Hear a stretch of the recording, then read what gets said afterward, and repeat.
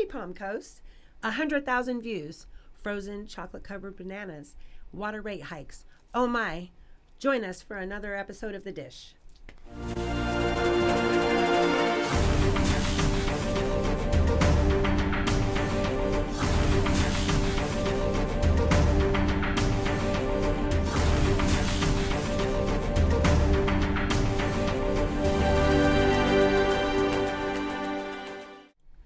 Welcome back, everybody.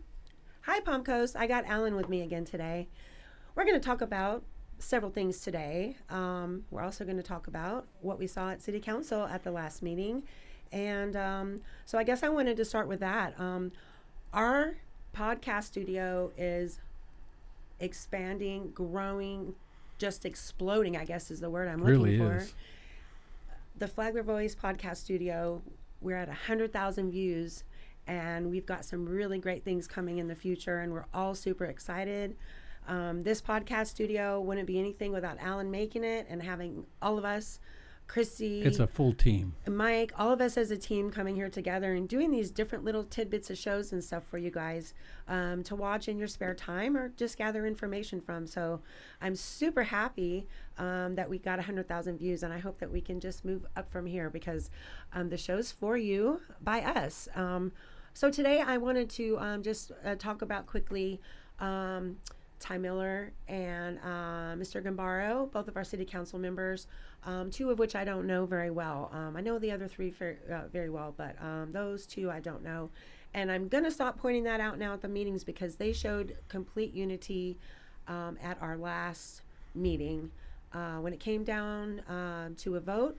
And Mr. Miller wasn't quite sure about how he was going to go. He actually listened to Vice Mayor Pontieri and her insight because she's been there this whole time. She's the senior on the She is the senior, so she knows it. And she's an attorney, and she's pretty sharp. So I'm so glad that she was able to give him enough information and enough insight to where he could make his mind up to go with her. And Mr. Gambaro is always going to vote for the people is what I've seen so far. I think that the objections that he brought up were just based on the risk that we were going to be taking as far as the litigation side. And I just think that's the only reason that he really even said anything is what I think. So I just want to shout out to their supporters. If any of you are and you watch my show, there was unity on the dais. And it was for the residents, the existing residents, for the first time I've seen in, I can't even remember how long. So I just wanted to make sure that that gets brought up because so many of you watch our podcasts, and we need to give credit where credit is due. Mayor Mike is also doing a great job advocating for us, speaking for us, and listening to us. He was there at all those meetings before he was mayor as well, so he knows how they try to play the game and what's going on with those developers. So they all voted no to not give the developers any more homes, or they were going to sue us, is what they said. So they are told them no, and now we go to see what's going to happen as far as litigation goes. So we'll see on that. We've got to set a precedent, and they surely did. So what do you think about that, Alan? Well, there was a lot of contention when Mr. Gambino was appointed. He was not elected. He was appointed. There was a lot of contention that they should have waited. They should have done a bunch of things that didn't happen, and he was appointed. And when Mr. Miller ran, nobody knew him. He didn't really get out and get around and everything. So those two seats became seats of concern because nobody really knew which way they were going to go. There was no background really on them. And I'm very happy to see that I heard the sound bite on where Mr. Miller said he was thinking one way and switched over after he heard the points that Councilperson Pontieri made. Vice Mayor now. Vice Mayor? Oh, Vice I'm Mayor sorry. now. Yes, exactly. Vice it. Mayor. I'm sorry. How long did I advocate? How long did I try to get that to happen for? Oh, yes. my gosh. Yeah, I'm sorry. Vice Mayor Pontieri. And it appears now that for the most part, they are people that we should have elected into those positions. So I'm very happy to see that. I am too, and I think the more as we go on, the more we'll see votes like that. And we have to remember that they did inherit a huge mess. Oh, They inherited a huge unreal. mess. So And I don't think it's going to be worked out in one administration. No. It's going to take time to fix right, everything. but planning for the future and keeping us safe during now is, what we try to advocate for here, as far as keeping people informed about things that are going on. So now the talk of the town is our wastewater rate hike and our water rate hikes. Yep. So Utility rate hikes. Utility rate hikes. So, Flagler Beach is going through the same thing. They have their meeting Thursday this week for their water rate hike, and ours is actually starts tonight. Tonight's the 11th at 6:00 at City Hall. So tonight they start discussing the water rate hike, and there looks like what they're talking about is over a 20-month period, which let's just say 2 years. Right, basically. Over a 2-year period, they're going to raise the water rate 36% and the sewer rate 30.5, so 30.5%.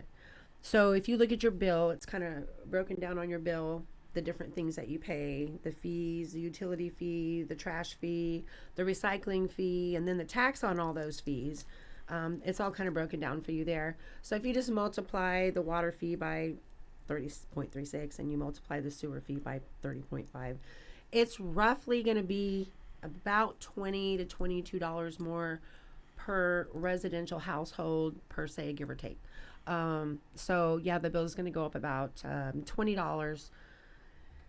And yes, it's already high. Everybody knows that. It's all over social media how we here in Palm Coast really do pay premium prices for water here. So it is going to go up. The only thing that we can do is we can attend the meetings. The meetings are on my last podcast. They're also on my page. The meetings are tonight and also March 4th at 6 p.m. and March 18th at 9 a.m. And that's when the actual public hearings are. But tonight is when they actually start discussing it. So I think we should get our 2 cents in tonight at the beginning of the discussion, because our city council actually does set the rates for the utilities in Palm Coast, because Palm Coast owns the utilities department. Right. So Well, most people don't know that Palm Coast owns the Palm utility Coast owns the water Hi, department. all Right. you new guys. Yeah. Hello. Well, This is why we have all these rate hikes and all this stuff going on, because Palm Coast owns its own utility department. Right. So right, and we should be very clear that the current city council inherited a disaster. they did. And yes, I when I was running for mayor, I said it's going to go up. You told us. You can't stop You've it. been saying it before right. you decided to run Because for mayor, though. previous You've been saying it. administrations, the immediate previous administration and the administration prior blew it.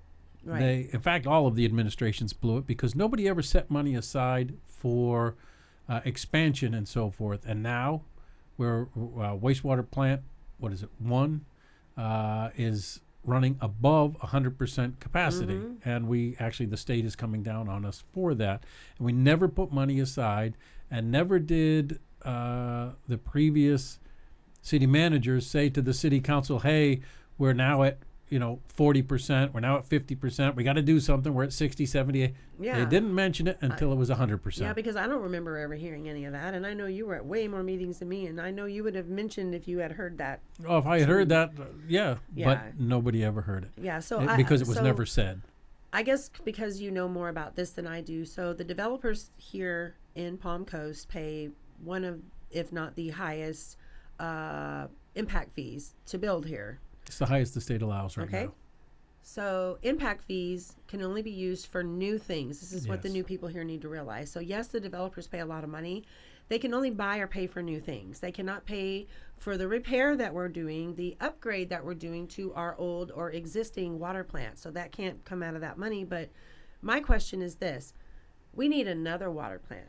Mm-hmm. So can their money not go towards a brand new water plant to support all the more growth? Because we're going to need another water plant, because I'm thinking ahead here. We got people coming more and more and more people coming. So we're going to band-aid the one that we have now with the pipe so we can send some from wastewater 1 to wastewater 2 to bandage the situation. But when in reality, we really probably need 3. And I think we may have a 3rd water plant. We do. We do. So we need a 4th. We need a 4th one. So why can't some of the money from the developer impact fees go to that, or does it? Do you know?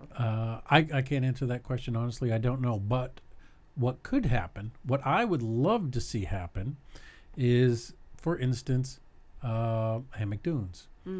They have their own water treatment and sewer treatment plant. They don't connect to us. They have their own. If we have developers coming in that are going to build this big massive thing for the westward expansion, why can't they do like Hammock Dunes and build their own? Why do we? Yeah, I know the city. Oh, we want to get our money from. Yeah, well, obviously it's not working because we're upside down. Yeah, it's not enough money. No matter how much they get, it's not enough. It's money. not enough money. So And why that's the take it off? aggravating thing. Take it off our backs.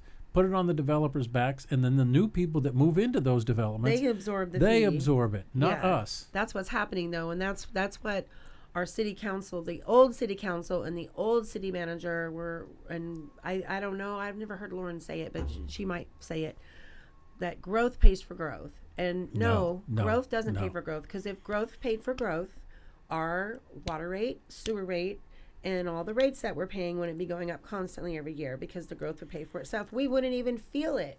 Right. We wouldn't feel it. So my question to everybody out there is this, and I really want you guys to comment on these podcasts, because I actually read them and I take these to City Hall when I go to a city council meeting, and I do use what you send and you ask when I talk, or I do look up what you're asking about, because I may not be something I'm even thinking about. So if you comment on these, I would love to see that, just because I like to hear what everyone else is thinking, not just on my pocket of people.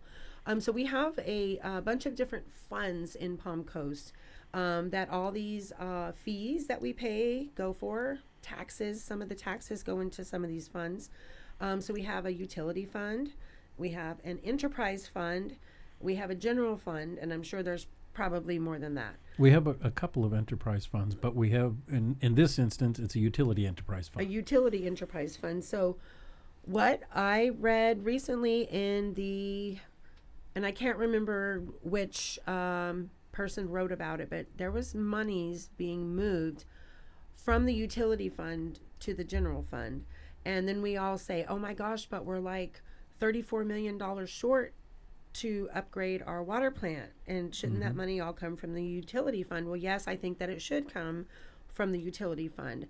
I don't understand how they split up things here, but I want to read you this, because we looked at the last administration and we kind of looked it up, so we could give you like a little bit of facts and some dollar amounts, kind of on how the monies were actually being spent, transferred, however you want to put it. So let me go here. So we're going to look at the last mayor and the last Palm Coast. So the last city council, they transferred funds from the utility fund to the general fund, like I said, in the fiscal year of 2025 budget. It was a transfer that was labeled paid in lieu of taxes. And it was $1,322,554. So this is a payment, it says, from the utility funds to the general fund, compensating the city for services provided to utility operations. So what does that mean? Is that like them paying people that work there? What does that mean exactly? Can you layman term that? Well, I believe what's happened is that we had to pay increased fees for the chlorine and all these other chemicals that are being used to treat the water, and the payments came out of the general fund, because the utility fund from past budgets was set before the whole COVID increase happened, and the shorts and supplies and everything, which put everything a little bit upside down. So the general fund paid for some stuff and sort of an IOU out. So utility fund is now repaying general fund for what general fund expensed for that stuff in the past. Wow. Is your head spinning yet? All right. So that's what I believe is let's happening. spin it a little faster. All right. So Also, it says here, additionally, in the 2014 budget, I know this is going back, it was noted that the Tennis Center Fund, anticipating supplementing its revenues with transfers from the general fund for operational support. So a lot of monies come out of the general fund. I don't know why we have money coming out of the utility funds when our infrastructure just needs so much work. Rob and Peter to pay Paul. all that stuff. Yeah, we can't keep doing that. So it also says here that it's important to note that such of these transfers like this are commonplace in municipal budgeting. So this is something that is done to allocate for costs for services that are provided to the city from its utility operations and operators. So one more little tidbit of information if you want your head and now your eyes to spin a little faster. So during Mayor Alphin's administration, the Palm Coast City Council did continue the practice of transferring these funds from the utility fund to the general fund. In the year 2024-25 budget, it looks like the total transfer was $1,347,554 of our nice little dollars from other funds to the general fund is actually documented. So it's categorized in the books as transfers from other funds in the budget summary. So again, those are standard practices, I guess. But until we start asking questions or get maybe a forensic audit so we can see where everything's going, I don't know. I think they can. I think they're going to have to fund some of that money. Well, because another $2 million a year they're going to be getting from those of us that are already here, and then they're going to add however many more people come to that at that rate, and it's just more and more and more money. When there's no end to it, that's what I want to see as a date. I want to know when it's going to end, because they don't ever give you stuff back. No, when the government gets high, it doesn't go backwards. Right. But here's the deal: we have to stop projects that aren't going to pay for themselves. For instance, I'm very happy with this Southern Recreational Center. It's beautiful. They did a nice job, blah, blah, blah. Right. Several years ago, however, when it first came up and it was going to be the alpaca or something? Oh, when they wanted to do the clay. Right. Yeah, clay. They wanted 12 pickleball courts, 12 tennis courts. Yeah. A 2-story stadium with a 2-story clubhouse with stadium stuff and all this because they anticipated, big giant tennis tournaments or pickleball tournaments, and we were going to be the greatest thing since sliced bread. We used to have a professional tennis court. Was over by the toll bridge. It was called the Players Club. Oh, I know exactly where it is. Right? I pass it every day. Yeah, and it was big time, and everybody, and it went. And it sat there empty and ugly for a while. For years. Now it looks Now it's nice. gone. Yeah. The property looks nice, but the buildings are gone. Oh, yeah, because that's the whole why. thing collapsed. Yeah. Right. So way back here, a couple of years ago, I stood up at the podium when they were doing their, let's convince the people we need to blow money on this, and I had wrote down some numbers. Now, on a clay tennis court or a clay pickleball court, after every use, the court has to be swept. The court has to be rolled with this little handheld. Actually, it's not little. Rolly thing. Yeah, steamroller kind of handheld deal. And then the courts have to be watered because if the clay dries out, it cracks.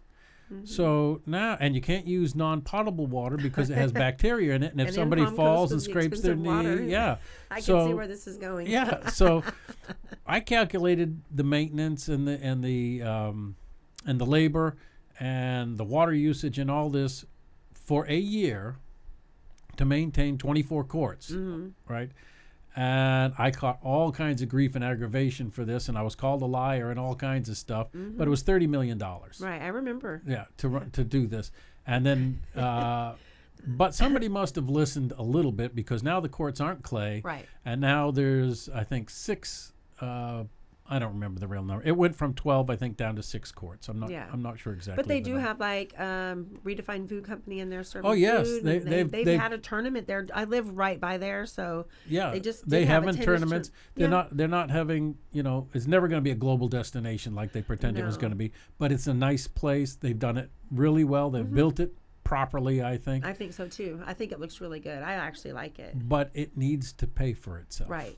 Our golf with course, fees and stuff like that. Yes, our golf course is going under. They're selling it off, right? I don't know what they're going to do with it. About it. But I don't want to see what happened to the Matanzas golf course happen to the Palm Harbor golf course.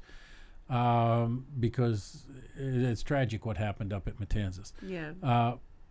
But we are losing, I forget what the unbelievable money was, close to $1 million, I think it was, every year on the Palm Harbor Golf Course. And Yep. the games that the city played previously, which have now come to light, is that, for instance, the golf cart fleet. Most golf courses lease the golf carts. Right. But we're better than that, apparently, because we bought the golf carts. Mm-hmm. But we didn't. They then took them from the golf course, I should say, budget, Mm-hmm. and put those. And I don't know how many there were. Yeah, they moved him to somebody else's They moved them to the department. fleet, the truck fleet. Yeah. So it looks like they took that expense off the golf course, and they did that with several things and moved things around. So when the previous city council asked, I don't know if it was this city manager or Bevins, I don't remember which it was, but when they asked how the golf course was doing back, I think it was back this spring actually, or winter, this past a year ago, they were told that it was breaking even. Well, it was breaking even because they fudged the books. Yeah, because they moved stuff from one thing right. to the other. It's You not can't breaking keep- even. We're the money losing is still money. coming out of our tax dollars, and It's right. we need to know exactly. That's why we need a forensic audit. We absolutely do. And it's not pointing fingers at anybody, especially the people that we have now. None of them have anything to do with that. We just want to see where the money's going, because it just seems like the high stuff that we pay is getting higher and higher, and I'm not seeing any more and more anything. So Right. So hopefully the new administration will put the brakes on everything. let's hope that. All right. So last thing I wanted to talk about was my stormwater case. That's how all of this started, with me even doing the dish, me and Alan. Everything you see all started with my house having water in my backyard higher than I had ever seen the whole time I lived there. And it was after that they they developed on 2 infill lots, one behind me and one next to me, and built those houses a little bit higher than mine. And now I am the catch-all for the water of the neighborhood on that end of the street. So I did open a stormwater case way back when. It's been almost 2 years now open. Been to all the meetings, been to some of the stormwater meetings, email back and forth with Lynn Stevens. She's the head of stormwater. I've even talked to people on city council, et cetera, et cetera. After all that, what I got was a survey of my yard. They sent a very reputable survey company out. They picked 20 of the homes from the homes that were having flooding due to the infill lots, and I was one of those homes. So I got the survey done, and what I was told was basically when they built my subdivision, if you will, that a lot of the homes in the backyard were left natural. Mm-hmm. They were left natural. Mm-hmm. So basically they're telling me, too bad, so sad. Your yard was left natural, so, it's on you. So what I'm saying is, how is that fair? If my yard being natural was fine all this time until 5 years ago, and the only changes are the 2 homes that were built, and I have some supporting information here to go on about, how is it now all of a sudden my fault? So just so we're clear, so anybody can live in a neighborhood. You build a brand new house today, it's done. Bam, you move in, you're living there. Tomorrow, they make a new standard, and all the rest of the homes now around you are going to be built on stilts. All of them are going to be built on stilts. So here you're going to be left, the only house in the neighborhood not built on stilts, because hell, you just built your house. You literally just moved in. It still smells new. So then there you are. Mm-hmm. That doesn't make sense to me, how that can happen. Well, it was a code change. And with FEMA, right? No. With here. Yeah. And so, way back when I moved this March, I'll celebrate 42 years living in Palm Coast. I moved here in 1983, March of 1983, and went to work with my dad, who was a builder, not a developer. He did single homes. Single family homes. Yeah, we have a lot of those great builders here. Yeah, we do. And I remember when we were going for just before final, for the CO, the final inspection, we would go out and survey the swale and make sure everything was tilting the right way, something that they don't understand anymore, Right. apparently. But the swales were originally designed to flow in a direction, towards culverts, towards retention ponds, towards whatever, not for percolation, because let's face it, the water won't percolate through clay. No, that's why some of them sit for weeks and weeks out Right. of rain. But the backyards, the flow was middle of the house forward, middle of the house backward. And remember, when these houses were built, the city approved, and not the ones before the city, but the ones since the city became a city, they approved all of the building, right? Then they changed the rule. And they said, oh no, all water has to flow forward to the swale, which meant new houses had to be elevated up in order to elevate the backyard, in order to get the water to flow forward. Right. But the other statute says you can't shed your water onto your neighbor's property. But when you raise it up there's like no that, way that their water's not coming on the neighbor's you property. can't I'm you can't a dead stop example it. of that. Yeah, you so. can't stop it. So No, you it's can't. the city created this problem. Right. The city did create this problem. And what I have been reading is I found an article on scientificamerican.com. And it's talking about, I guess FEMA has like advisory councils that they use that go all over the United States for different problems, like flooding places, hurricane places. That they specialize in these different areas, and they give information back to FEMA, so FEMA can update its height rules, roofing rules, flood mitigation, wind mitigation, fire mitigation, all those rules. That it helps them hone those in to keep them updated, I guess is what it is. So this advisory council was their technical mapping advisory council. So they do topography maps. And what they said is that the program, this is a new program, and this has started in 2023, 2022 is when all this has started happening, and this is when this is from. Right. The program allowing developers to elevate new homes using infill dirt is environmentally harmful and increases flood risks. Okay? So you have a scientific group of topographers, if you will, telling FEMA that it's environmentally unsafe and it's flooding other homes. Well, Palm Coast is a prime example of all that, because what they say is that the placement of the fill dirt actually reduces the capacity of the floodplain. So in terms, what it does is it plugs up the floodplain, so not as much water can flood about and spread out. So now it's all concentrated in neighborhoods instead of it all spreading out. So they were talking about this 2 years ago. They were telling them this 2 years ago, but nothing's been changed with the FEMA standards. And I think if our governor knew that, I think that he would do something about that, because I don't think he has time to look up stuff like we do on different subjects. He needs advisors to tell him. Right. So, I mean, so to me, it increases the flood risk over time. Well, I've seen it. All of us on Flooded in Flagler County on Facebook have seen it. All of us at the flooding meetings, the meetings we had with all the people, the community meetings that we've had, we've all seen it. So floodplains disperse water. If we concrete and home rooftop all of our floodplains, our flood risk is increasing every time they build a new subdivision, every time they build a new housing place. So that's why they have to have their own stormwater place. They have to have their own stormwater in those gated communities, if you will.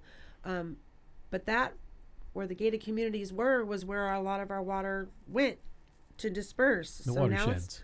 They were watersheds. So that's why we're having this problem over time. Over time, we're going to see it get worse because we're building more and more homes over time. So we really need a lot of flood mitigation here in Palm Coast. And I wish that we could find somebody that really specialized in that could work with Lynn and work for our city. I wish that they had more people that could work with us, because I really think that's what we need. We've got ditches that haven't been maintained. I mean, I drive around all the time and I look at them and there's trees growing out of them.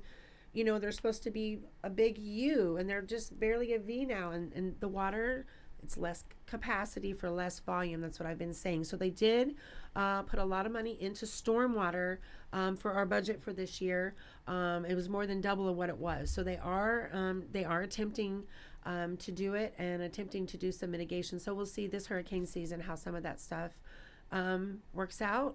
And so for now, I guess it's the favorite part of the show for Alan. The dish of the dish. So everybody knows I've been trying to eat a little bit healthier, and I'm also trying to make a little bit healthier of desserts. So if anyone's interested, I'm thinking about doing a little. I think the handle has to flip the other way. I'm thinking about doing a little podcast from my house on how I make some of the things that you guys see me bring on here. So these are chocolate covered frozen bananas, and so I don't know how much more frozen that they are. Let's see if I can get a camera spun around to oh yeah, they're look still at frozen. it. This is actually one of my favorite desserts. It's just a quarter of a banana that's dipped in chocolate, and then it's rolled in nuts. And this is like my sweet treat that I like to enjoy in the evening. So without ado, we're gonna have these. Please comment on the episode, and we'll see you next week when we come back for another episode of The Dish, and I should have an update for you on the water hikes. All right. Love Palm Coast. Bye now. Bye-bye.